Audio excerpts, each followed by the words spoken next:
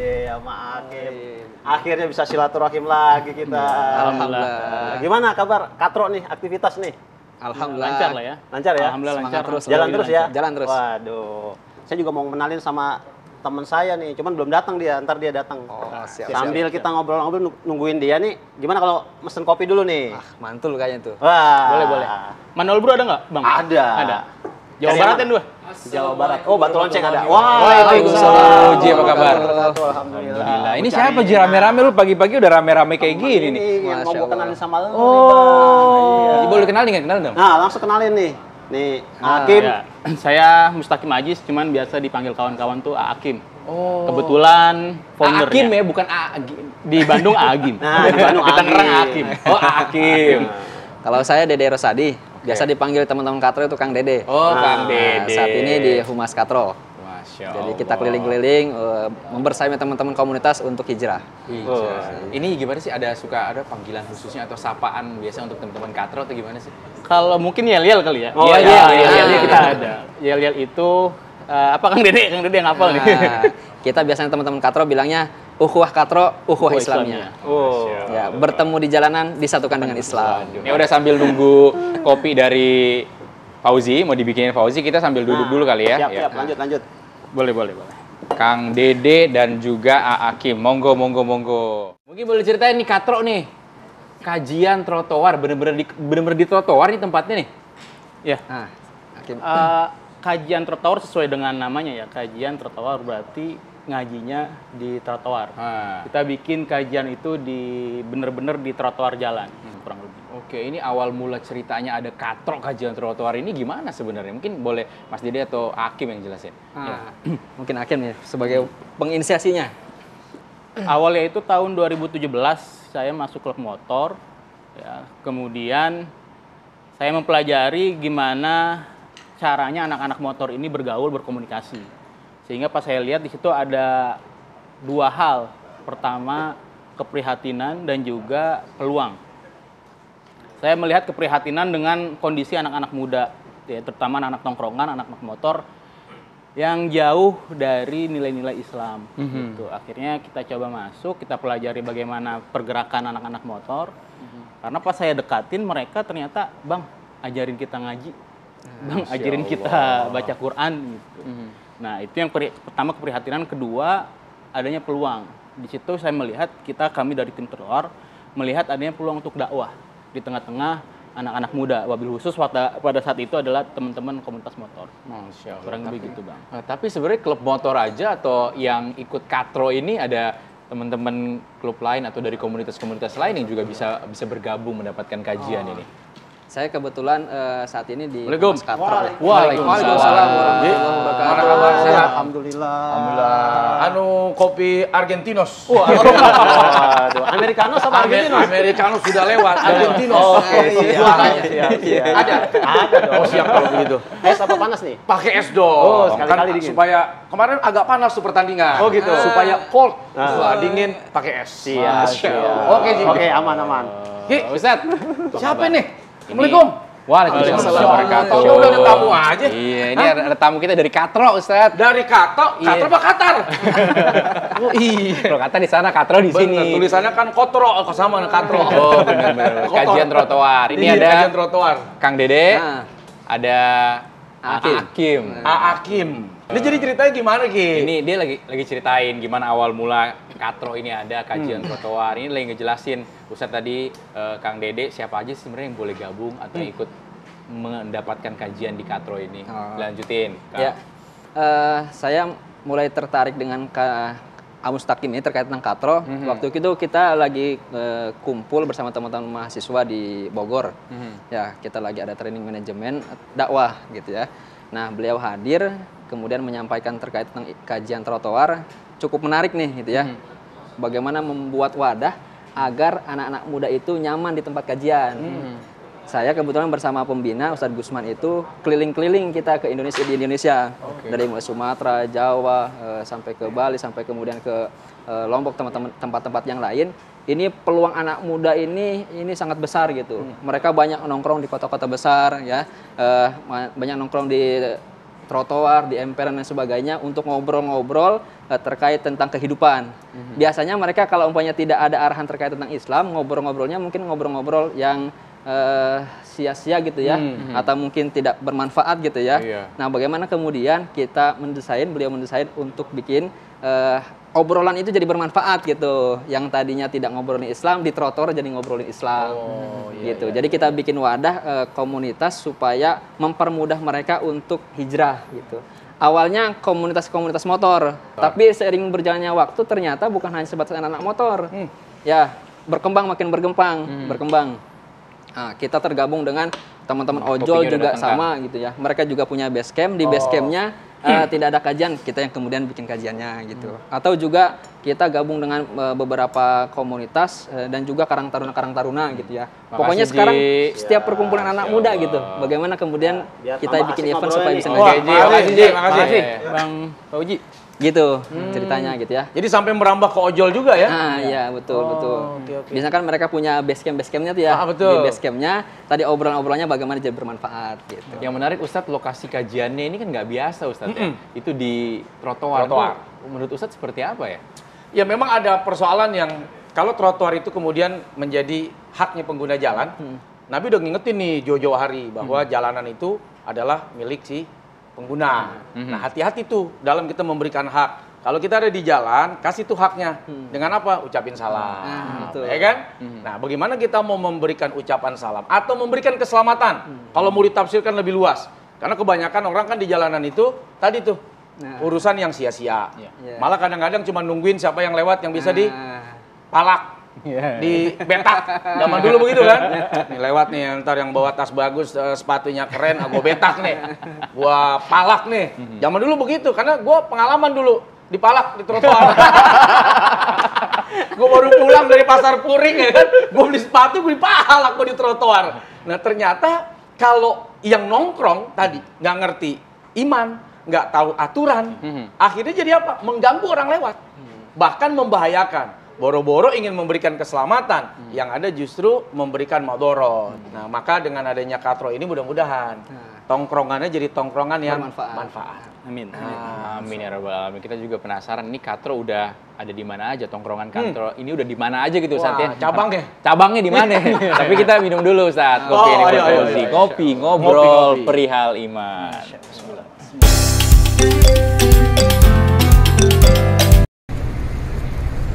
Nah, tadi yang Ustadz bilang ini cabangnya di mana aja Ustadz ya? Nah. Kita mau tahu di mana aja cabangnya nih. Ya kebetulan alhamdulillah hari ini Ustadz Ya. yang berawal dari trotoar pinggir jalan di Kota Tangerang. Sekarang kurang lebih kita ada 40 chapter se-Indonesia. 40 Kurang lebih 40 Masya Allah. Komunitas tuh ya, maksudnya chapter tuh ya? Chapter Ya. itu cabang. Cabang ya? Nah, cabang dari Cabang-cabang katro. komunitas katro apa Katro. komunitas motor? Katronya. Oh, katronya. Jadi kita sebutnya chapter. Kayak di Jakarta ada chapter Jakarta Timur, Jakarta Barat. Ya, di Jawa Barat sendiri ada chapter Bandung, chapter Depok, chapter Bekasi. Di Jawa Tengah ada chapter Banyumas. Di Jawa Timur ada chapter Surabaya. Kalau nyebrang dikit ke Sumatera kita punya chapter Lampung. Masya Allah. Gitu. Dan Luas juga ya? Luas. Kalimantan kita ada juga. Ada juga. Pertanyaannya Chapter nih, Balikpapan. Yes, Dad. ini yang ngajar ente semua apa kemudian ada guru-guru yang direkrut gitu oleh katro? Ya, untuk sejauh ini kita berkolaborasi dengan beberapa ustadz setempat, gitu kan. Kemudian juga kita berkolaborasi dengan ketua-ketua komunitas. Ya, biasanya ketua-ketua komunitas atau teman-teman yang punya pengalaman hijrah, ya, biar jadi inspirasi buat teman-teman yang lain, gitu. Di samping itu sama teman-teman founder ataupun pembina juga yang jadi pembicara. Kurang lebih. Jadi memanfaatkan guru-guru lokal, ustadz-ustadz betul. yang satu frekuensi nih, Betul, satu betul, ruh. betul. Jadi Iya, ya dakwahnya sampai tapi nggak capek. Kalau dia semua ke Kalimantan, ke Lampung, ke Jawa Tengah, waduh dakwah belum nyampe, jamaahnya udah capek ya, nungguin. Tapi Hakim ini juga sering memberi ini ya, memberikan tausiah, juga memberikan kajian ya. Ya, alhamdulillah sejauh ini Masya Allah, ya. ada kesempatan untuk itulah. Wih. Untuk berbagi. Berbagi. Dan ini kan tadi ada 40 chapternya, cabangnya Ustadz. Ini anggotanya setiap chapter itu ada ya? Berarti total anggota di Katro ini berapa? Untuk keanggotaan kita nggak ada, Ustaz. Oh. Kayak gitu, nggak ada keanggotaan, tapi kita adanya pengurus. Oh, pengurusnya ada, Jadi pengurus, tapi anggotanya ya, bebas. Anggotanya bebas. Anggota itu kita masukkan kalau di dalam ADRT yang namanya peserta. Peserta yang hadir itu kita sebut sebagai anggota. Tapi untuk yang terikat nggak ada. Gitu. Yang ngurusin kajian-kajian atau event kita sebutnya itu namanya pengurus katro atau pengurus chapter katronya. Jadi biar gampang mempertanggungjawabkan acara betul. gitu ya. Makanya ada Iya. pengurus-pengurus. Pengurusnya ada ketua chapternya, ada humas chapternya juga. Menggemuk nggak ada menggemuk. Lawan di pengurus. Aja. Kalau untuk saat ini targetnya apa nih, Kang Dede? Kita ini ingin kita kan sama-sama paham bahwa kita ini bakal meninggal gitu ya, bakal mati setiap orang gitu ya. Kita, para masyarakat dan sebagainya, anak-anak muda semua bakal meninggal gitu ya. Sehingga harapannya adalah bagaimana kemudian setelah kematian itu kita bisa berbahagia gitu. Ya. Happy ending. Ya, happy ending. Jangan sampai kemudian ketika Ever kita after. meninggal nanti paskanya itu kan sebagaimana Pak Ustadz sering sampaikan gitu ya, nanti akan mengalami fase kehidupan yang panjang gitu ya. Nah, bagaimana kemudian kita ingin selamat di sisi itu gitu. Dan keselamatan ini bukan hanya sebatas kita gitu ya. Bagaimana kemudian kita bisa merangkul masyarakat gitu ya, anak-anak muda sama-sama biar kalau anak tongkrongan itu kita nongkrong di sini bersama-sama, nanti di surga bersama-sama. Waduh, Ketemu lagi di surga. bersama-sama, Ketemu lagi di nanti di surga bersama-sama. Ustaz, Betul. model-model kajian seperti ini zaman dulu tuh ada nggak sih, Ustaz? Iya, itu namanya kan halakoh-halakoh. Nabi juga begitu dengan para sahabat, di rumah sahabat siapa, kemudian di rumah sahabat yang lain, dan lain sebagainya. Memang ada halakoh-halakoh, artinya pertemuan-pertemuan kecil. Nah, bahkan sekarang di Mekah sendiri kan, itu di masjid, beberapa sudut-sudut tempat tuh ada halakoh-halakoh kajian-kajian. Beliau siapa yang ngajar. Bahkan di banyak negara-negara yang memang pelajar tuh luar biasa numpuk. Artinya numpuk tuh dari mana-mana. Ya di Maroko, Terus seluruh di penjuru dunia. Yaman gitu kan. Nah, itu ada halakoh-halakoh yang memang mengambil inspirasinya dari apa yang Nabi SAW pernah lakukan. Nah, begitu juga kan komunitas kajian trotoar ini. Nah, ada halakoh di Tangerang, trotoar Tangerang. Tapi sebenarnya tinggal nama doang sih sebenarnya. Nggak kemudian harus nongkrong di trotoar kan.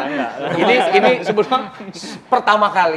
Jadi mengingatkan mengingatkan awal mula bahwa kajian ini pertama kali muncul dari trotoar. Tapi bukan berarti kemudian kajian itu berlangsung sampai sekarang di trotoar. Nah, mudah-mudahan jadi amal jariah tuh. Amin. Nah, karena apa yang kita berikan ilmu walaupun sedikit, ya, balighu anni walau ayah, walaupun itu sedikit, walaupun itu tidak banyak, kalau itu kemudian bermanfaat, itu akan jadi amal jariah kita sampai hari kiamat. Mudah-mudahan jadi amal jariah nih buat teman-teman katro. Karena kadang-kadang kelompok ini, maaf ya, kelompok anak-anak jalanan, klub-klub motor, kadang-kadang mikir, wah berandal nih, gitu ya. Iya kan Ustaz ya? Betul. Wah, nggak mungkin Image-nya nih. begitu ya? Image-nya begitu ya. Gimana awal mulanya teman-teman ini membangun image dan menghilangkan anggapan orang yang seperti itu? Guru saya pernah menyampaikan bahwa ketika kita ketemu orang, itu yang pertama kali dilihat itu positive thinking. Ya. Setiap orang pasti punya Sisi baik. kelebihan gitu kan. Contoh di anak-anak geng motor, komunitas dan sebagainya. Pertama jumlah mereka banyak. Ya. Dan mereka juga jaringannya nasional gitu kan. Yang kedua solidaritasnya. Kompak. Ya. Solidaritasnya teruji lah kalau buat anak-anak tongkrongan. Yang ketiga dari sisi kepeduliannya, ya mereka begitu peduli kepada masyarakat. Tinggal bagaimana potensi ini yang tadinya tidak digiring dengan Islam sampai kemudian diarahkan dengan Islam gitu, diolah gitu. Betul. Tinggal dirubah aja cara berpikirnya gitu, sehingga nanti potensi-potensi itu justru akan punya kekuatan yang besar untuk dakwah Islam gitu Pak Ustadz. Betul. Gitu. Ini yang kemudian kita pahami gitu. Yang kedua bahwa setiap orang ini kita nggak tahu ujungnya. Ya. Mungkin kita hari ini duduk di sini menyampaikan tentang Islam, kita nggak tahu ujungnya kita seperti apa Akhir gitu. hayat kita, ya. Bahkan mungkin tidak sedikit orang-orang yang mungkin berandalan, preman dan sebagainya, tapi di ujungnya jadi husnul khotimah gitu ya. Sehingga kita merasa bahwa kita ini harus bareng-bareng gitu ya. Saling doa bidua gitu ya. Kalau antum masuk surga duluan, nah ajak kita nanti gitu ya. Cari kita Jadi gitu syafaat. ya. Jadi syafaat Bener. gitu Pak Ustadz. Nah, Ustadznya ya bagaimana kemudian ustadz-ustadz yang mampu untuk merasakan bagaimana kondisi mereka gitu. Karena memang tidak semua para ustadz itu terbiasa berhadapan dengan anak-anak muda, anak-anak tongkrongan gitu ya. Apa yang dibahas oleh anak-anak muda tadi, bagaimana cara masuknya, apa yang disampaikan, itu juga menjadi tantangan tersendiri buat para ustadz gitu. Kalau mereka tidak terbiasa nongkrong, mereka tidak memahami bagaimana jiwa-jiwa anak muda tadi. Gitu. Makanya kadang-kadang saya pernah tuh dapat apa namanya, ada ustadz yang memang nggak kuat juga. Waduh, ente punya murid kurang akhlaknya. Saya bilang bukan kurang, emang nggak ada akhlaknya tuh. Emang nggak ada akhlaknya itu. Jadi jangan kaget menghadapi orang yang memang nggak ngerti apa-apa, nggak tahu apa-apa. Justru kehadiran kita dan teman-teman Katro ini untuk memberikan informasi yang tadinya tuh solidaritas buta. Pokoknya selama lu yang diapa-apain mau bener mau salah, kita pasti bela. Betul. Tapi begitu tahu tentang kebenaran, selama lu berada di atas kebenaran, maka nyawa dan darah siap kita tumpahkan. Jadi berubah kan, olahannya jadi begitu. Kalau buat apa namanya, buat perut, buat makan saja, kadang kita rela mati, apalagi buat agama. Jadi ada olahan-olahan yang memang harus disentuh, harus tersentuh. Kalau tadi kita mungkin patungan, mabok nih, yang miring-miring ada nggak? Tebang pertama kan, di brand tuh dengan berapa ribu, berapa puluh ribu. Wah, sekarang kita ganti nih. Kita patungan buat anak yatim. Kita patungan buat orang miskin. Kita patungan untuk janda-janda muda. Loh, janda muda perlu diperhatikan loh. Kalau nggak dia nge-BO. Kita patungan juga buat bayar kopinya. Oh iya dong. Kita minum dulu. Jangan patungan, ini biar lu yang bayar. Oh iya. Ngopi dulu kita, guys, ngobrol perihal iman.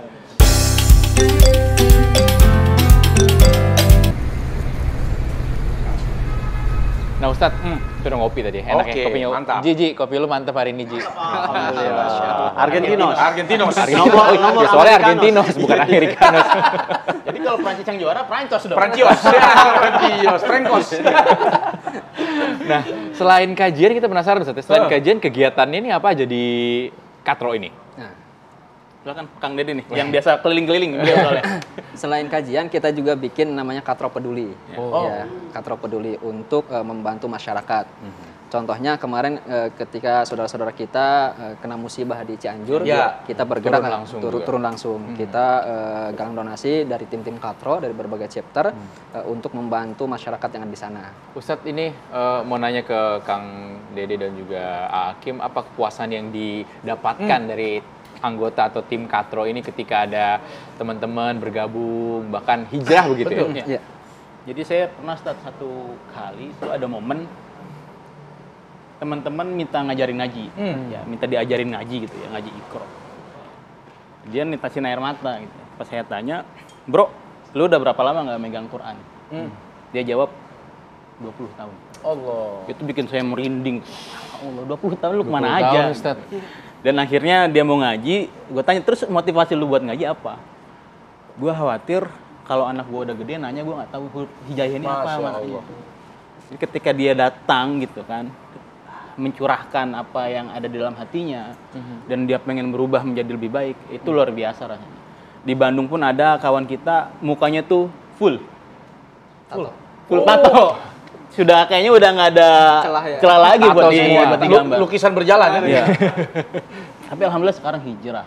Sekarang ngajak teman-teman yang anak pang juga buat ngaji juga, buat hijrah juga. Alhamdulillah itu menjadi satu kepuasan dan juga satu kebahagiaan yang terutama sih hadus bini malah semua karena Allah ya. Semua karena Allah. Kita cuman melakukan ikhtiarnya aja. Ya, semua karena Allah dan itu merupakan salah satu bentuk yang bikin kita tuh nyes gitu loh. Ya. Karena perbedaannya kan langsung hitam putih, Ustaz. Betul. Ya, dari orang yang nggak pernah sholat, dia mabok, narkoba, kemudian dia sholat, bakti sama orang tua, itu kan ya luar biasa. Buat kita itu subhanallah luar biasa. Ya, ada kata terlambat tadi kalau saya kutip, betul. Segera ganti kemaksiatan yang selama ini dengan sudah kita lakukan. Dengan ketaatan. Ya memang ruh setiap orang itu sebetulnya kan suci. Ya, betul. Dia kemudian terindikasi dengan segala apapun. Bisa jadi karena lingkungan, karena pergaulan, karena pendidikan yang tadinya fitrah dalam keadaan suci bersih, karena indikasi-indikasi pergaulan yang salah, ilmu yang nggak didapat, pengalaman-pengalaman yang dia dapatkan begitu keras, sehingga membuat dia berubah berubah jadi liar, berubah jadi ganas. Nah, ini tugas-tugas teman-teman dai-dai yang memang tidak tersorot secara look di TV atau mungkin di media-media sosial. Tidak populer. Tidak populer, tapi mereka punya peran penting. Masya Allah. Karena memang dakwah di tengah anak muda, di tengah masyarakat yang tadi tuh ya, tidak kenal agama tuh beda dengan kita dakwah di masjid, dakwah di musola, dakwah di majelis-majelis yang memang isinya orang-orang baik. Ini isinya orang-orang yang boleh dibilang pengen kenal dan belum kenal. Nah, menyadarkan itu memang perlu treatment. Perlu kesabaran para dai-nya. Dan kadang-kadang pakaiannya memang harus sama. Karena kalau enggak, dia jadi apa ya? Duh, pakaian lu terlalu bagus. Gue nih compang-camping, robek-robek. Berasa ada jarak. Berasa ada jarak. Jadi kadang-kadang pakaian kita ya mengikuti gitu. Baik. Gitu. Nah, boleh Ustadz menyimpulkan cerita inspiratif dari Kang Dede dan juga Hakim pada hari ini. Sambil berdiri, Ustadz. Oke, saya mengambil satu kisah yang pernah ditanyakan. Saya ini membunuh. Saya ini pendosa, saya ini ahli maksiat. Apakah dosa saya masih diampuni? Apakah dosa saya masih bisa dihapus oleh Allah? Jauh sebelum pertanyaan itu muncul, Allah Subhanahu wa taala sudah memberikan statement yang luar biasa. Kata Allah dalam Al-Qur'an, bismillahirrahmanirrahim. Qul ya ibadiyalladzina asrafu ala anfusihim la taqnatu min rahmatillah. Innallaha yaghfiru dzunuba jami'a. Innahu huwal ghafurur rahim. Begitu indah Allah memanggil orang-orang yang sudah terlalu jauh dalam melakukan dosa. Membunuh, miras lagi, berzina pula, tapi masih dipanggil dengan penuh cinta dan kasih sayang. Ya ibadi, wahai hambaku. Ini pelajaran buat kita. Kita yang nggak tahu apa-apa tentang seseorang, kadang-kadang mengklaim kita paling benar, dia paling salah. Kita ahli sorga, dia ahli neraka. Sementara Allah yang begitu tahu isi dalaman siapapun tentang dosa-dosanya, maksiatnya, masih memanggil para pendosa. Ya ibadi, wahai hambaku tersayang, hambaku terkasih. Jangan kau putus asa dari rahmat Allah, dari ampunan Allah. Karena sesungguhnya semua dosa diampuni oleh Allah Subhanahu wa taala. Dan ketahuilah Allah Subhanahu wa taala, Dia Maha Pengasih, Dia Maha Penyayang. Dia Maha Pengampun, Dia Maha Penyayang. Kurang apa lagi coba? Statement yang membuat siapapun, para pendosa, termasuk kita nih, yang tanpa sadar, dosa kita lakukan, kecil, besar, di hadapan orang, bersembunyi, jangan putus asa. Ada harapan besar yang Allah sampaikan dalam Al-Quran, bahwa setiap orang tadi punya kesempatan masuk ke dalam surga.